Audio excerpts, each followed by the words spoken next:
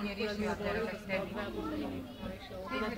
Tak už vykalku, keď sa budeš takto šmýkať, ty Včera som chodila len tí, čo sa hrajú, čo ich fakt baví. Ale pamätáš, vtedy to bolo také, vtedy to bolo také.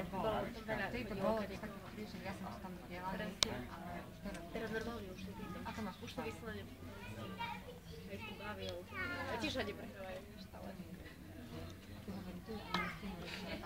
Napríklad vás realizovali so staršími, to sa teším, také tréneri pochváli, že dobre.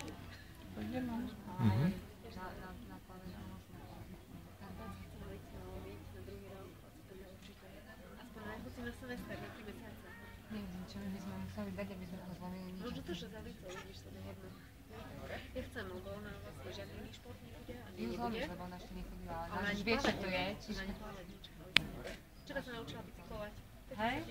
Lebo ona sa pred rokom naučila, ona išla na ten prístroj, nie?